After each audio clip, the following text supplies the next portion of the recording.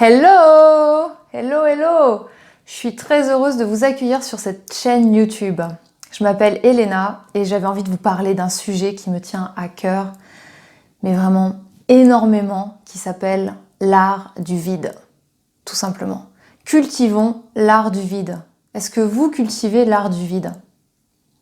On est un peu dans une période, dans cet entre-deux, dans ce passage où tout est en suspens, où on a plein de temps. On a plein de temps pour nous, donc on est invité finalement à cultiver cet art du vide, de ralentir son rythme, de poser aussi des actions en fonction de ce qu'on désire vraiment, de ce qui fait sens pour nous.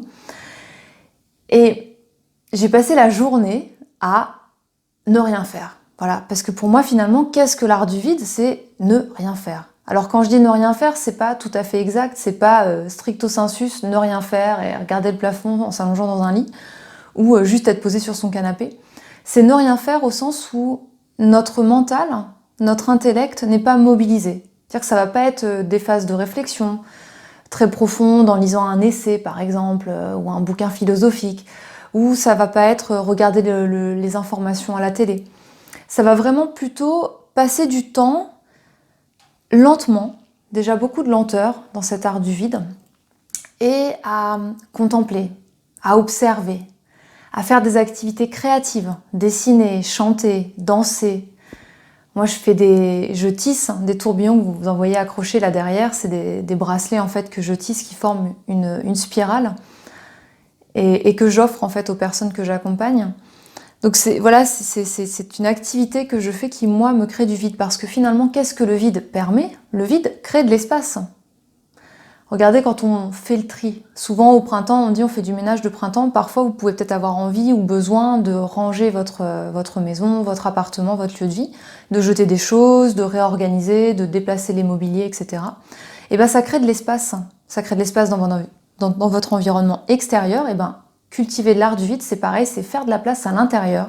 Et c'est dans ces moments-là que notre voix intérieure, notre intuition, finalement, cette sagesse à l'intérieur de nous qui sait, peut s'exprimer. Parce qu'il n'y a plus de bruit, il n'y a pas d'agitation dans ces moments-là. Donc cette petite voix, elle peut trouver l'accès jusqu'à notre cerveau, notre tête, nos oreilles pour être audible. Et l'art du vide, c'est vraiment quelque chose qui a été très long pour moi à accepter parce que j'avais un métier avant, j'étais directrice d'une entreprise coopérative, je courais tout le temps partout. Et j'avais la sensation que c'était ça, c'était en courant partout que j'existais, que j'avais de l'importance. Et il m'a fallu déconstruire tout ça, déconstruire ces croyances, déconstruire les peurs qui avaient aussi associé à ce fait que je courais partout, ce constat que je courais partout.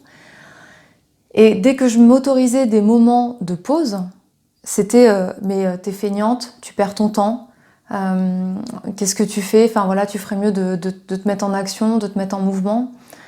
T'arrêter, c'est mourir. Enfin voilà, il y avait vraiment des choses très profondes. Et donc petit à petit, avec douceur, j'ai réussi à découdre tout ça pour aujourd'hui vraiment faire de ces temps de vide des espaces de ressourcement. Mais vraiment des espaces de ressourcement où je vais à la fois pouvoir prendre soin de moi, me retrouver, mieux me connaître, comprendre aussi ce qui se passe, parce que des fois il y a des inconforts dans des émotions, des moments comme ça permet vraiment de se poser et d'aller voir et contacter ça pour libérer.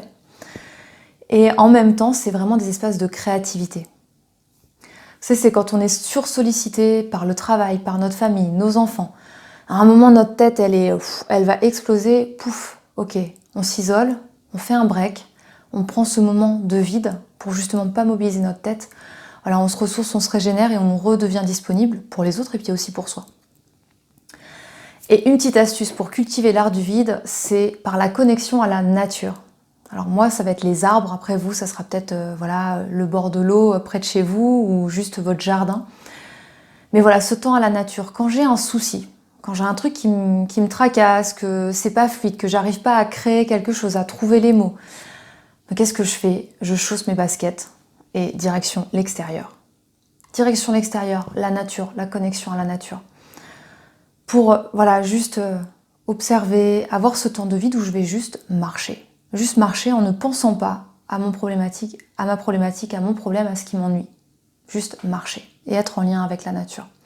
Alors là, en ce moment, on est dans une période de confinement, donc Ça peut aussi être, cette connexion à la nature, elle est possible aussi en...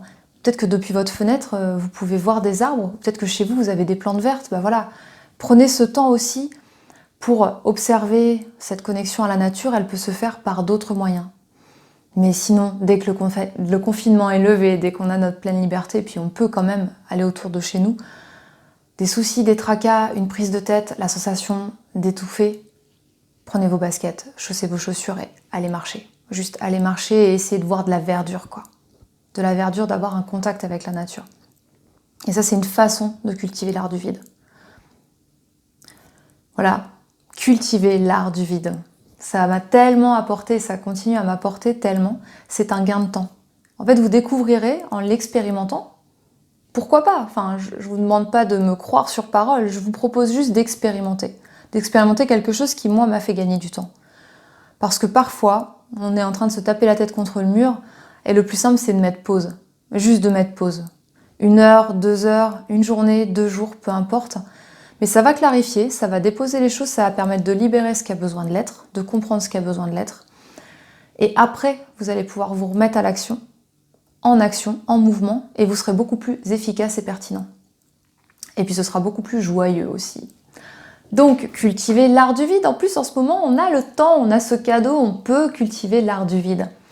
Alors allez-y, cultivez cet art du vide, faites le vide en vous pour laisser émerger toutes les pépites qui sont cachées à l'intérieur de vous.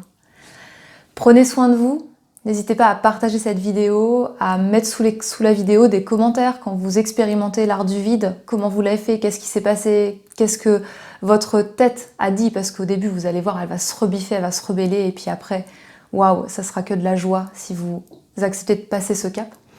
Et n'hésitez pas aussi à consulter le projet qui s'appelle Une interprète pour les arbres, parce que je vais bientôt venir à votre rencontre et parcourir les routes de France pour vous faire explorer l'art du vide en forêt, à mes côtés, et écouter les arbres, les interviewer pour vous transmettre leur message.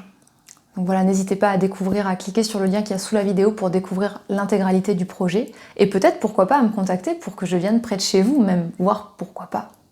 Et oui, pourquoi pas organiser quelque chose dans votre jardin ou dans votre forêt préférée. Je vous dis à très vite, prenez soin de vous, amusez-vous et à bientôt. Ciao ciao!